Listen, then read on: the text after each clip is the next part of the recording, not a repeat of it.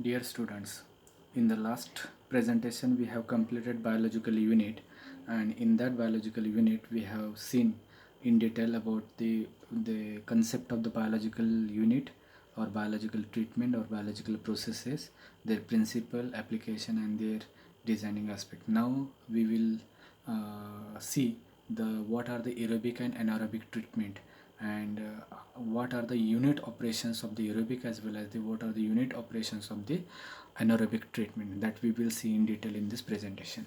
Okay, so as we know, the wastewater treatment, it is the process used to convert the wastewater into an effluent that can be returned to the water cycle with the minimal environmental issue. So this is the main purpose of the wastewater treatment. Instead of this disposing of the treated wastewater, it is reused for the various purposes, which is known as the water reclamation. And as we know, so in the treatment, whatever the processes are there, so that all those processes we are using for the reclamation of water or purification of the water. Similarly, during the treatment process, pollutants are removed or broken down.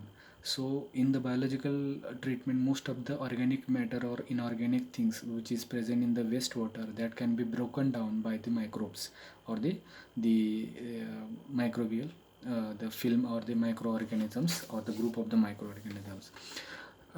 Also, the infrastructure used for the wastewater treatment is called as a wastewater treatment plant or the sewage treatment plant in the case of the municipal wastewater.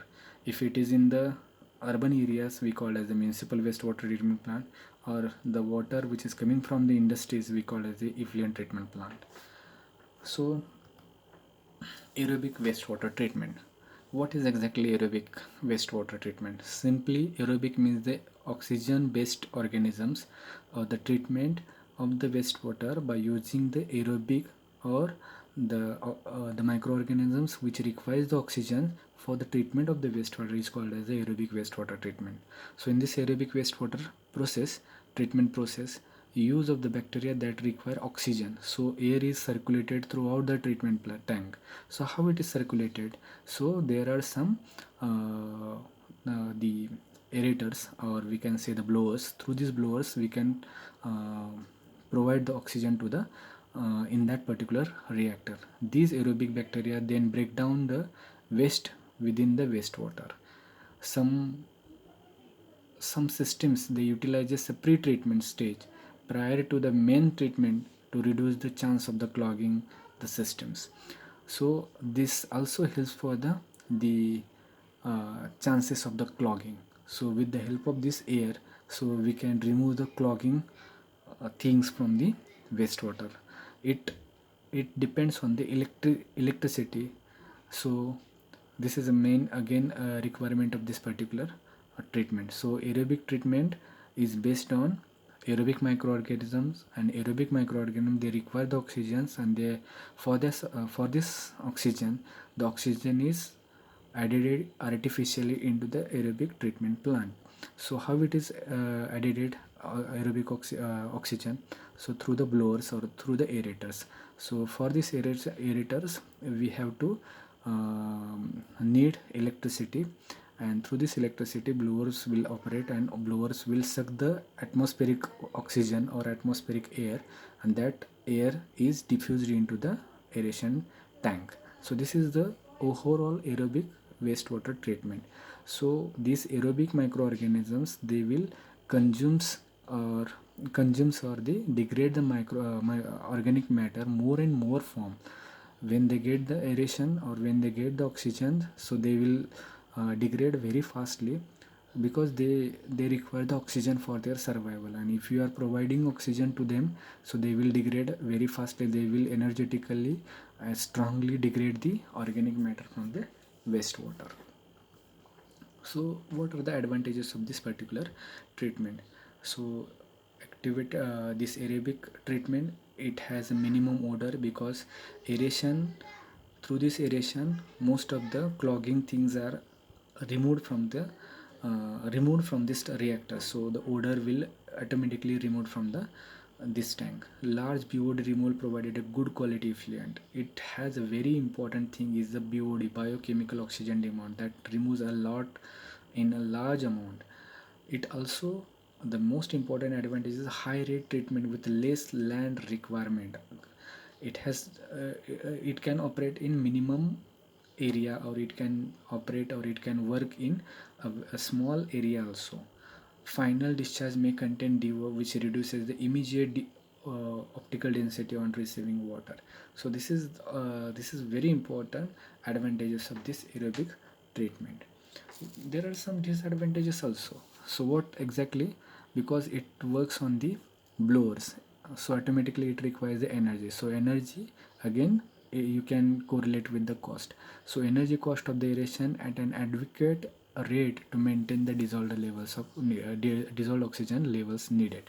So this is one of the important disadvantages of this aerobic treatment. Second is some organics can't efficiently decompose aerobically. There are some organics, they are not degrading aerobically, so that is a major challenge to the aerobic treatment or aerobic treatment. These biologically non-reactive components, mainly composite of insoluble materials, can account for up to 70% COD. This is again disadvantages and most important challenge to the aeration or aerobic treatment. And the last important is reduction in storage capacity of lagoons and ponds. So whatever the storage capacity of lagoon or the pond is there, so the that is automatically reduced. So these are the disadvantages of this aerobic treatment. So one by one we will see in detail what are the unit operations and the unit processes under aerobic and anaerobic treatment. So first important is the activated sludge process. So already we have discussed in brief in earlier presentation. So that is activated sludge process. That is active mass of microorganisms present in the aeration or aerobic treatment or aeration tank, where the most of the organic matter is degraded by the aerobic microorganisms, and rest of the part, or the most of the part of the sludge or the wastewater is recycled into the aeration tank. So that recycled, the purpose of the recycle is to to make a chain of the active mass of microorganism which can convert very fast, and there should be a combination of the youngs and old microbes. They can degrade a very large amount of the organic matter in the aeration tank. That is the main purpose of this activity sludge process for the treating sewage or industrial wastewater using aeration and biological flux composed of the bacteria and protozoas. This biological process that can be used for oxidizing carbonaceous biological matter, oxidizing nitrogenous matter, and also removes the nutrients like nitrogen and phosphorus in the form of the nitrate and phosphate.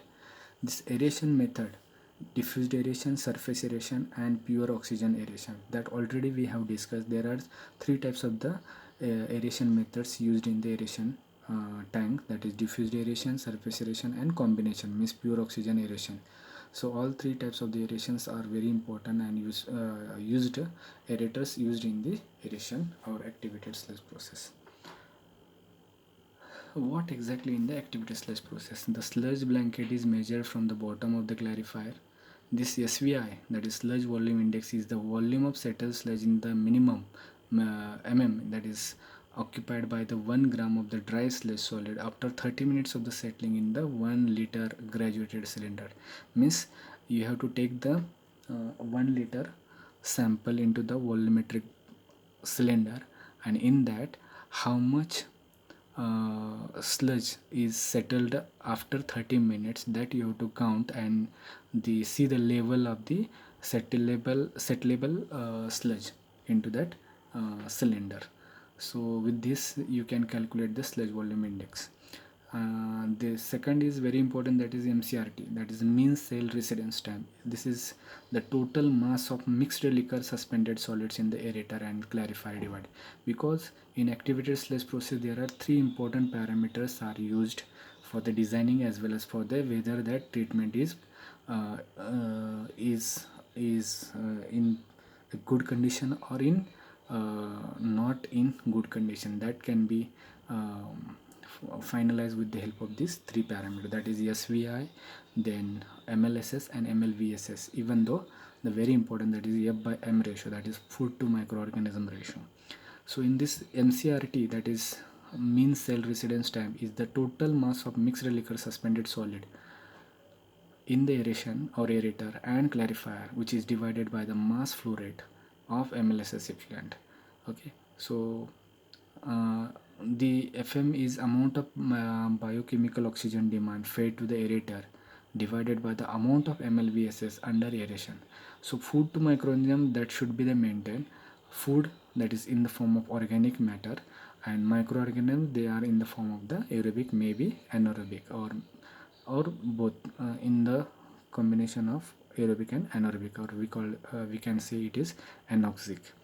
Some use of this MLSS for expedients, but mixed liquor volatile suspended solid is considered more accurate for the measurement of the matter, and there should be more than 1500 milligram per liter. So there should be the amount should be more than 1500 to 2000, more than that level. Means if the level is more than that, then the process is in good condition. Okay, so these are the things, are very important things in the activated sludge process. So we have already discussed in this the earlier presentation, activated sludge process. Raw water is incoming raw water. This is air through aerators or aeration, that may be in the form of surface aerator, that may be in the form of diffused aerator or combined aerators. And after the treatment, it will goes to the secondary clarifier, we can say the clarifier settler, and clarifier settler to the treated water, it goes to the tertiary treatment. This raw water is coming from the preliminary primary treatment to the secondary treatment. The part of the secondary treatment is the aeration tank. But here is very important thing is this particular recycling sludge. So what is exactly this recycling sludge? So in this recycling sludge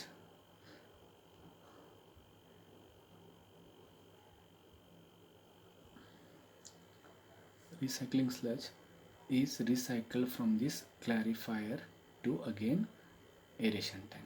The purpose is to um, the the microbes, they are in the active form, and they are supposed to the degradation of organic matter, so degradation of organic matter, and whatever the retention remaining part from the clarifier, that is in the form of the dead mass cells, so that is in the form of sludge, so that will remove in this particular area or section. So that this will goes towards the sludge treatment or sludge drying bed or sludge disposal sites. Okay, this is the schematic diagram of the activity sludge process. So how the activity sludge process is works? So the process is pre-treatment is required. Aeration stage, where the aerobic bacteria is digest biological waste, means aerobic organism, they are degrading the biological waste, or we can say the organic matter. Settling stage allows the undigested solids to settle from sludge to must be periodically removed from the system. Then disinfecting stage, where the chlorine or similar disinfectant is mixed with water to produce an antiseptic output. So don't use the disinfecting stage where chlorine or similar disinfectant is mixed with the water, that produces antiseptic output, and they can harms to the again to the biological culture or the biological treatment. Okay, so here we will stop. Now next is the trickling filter.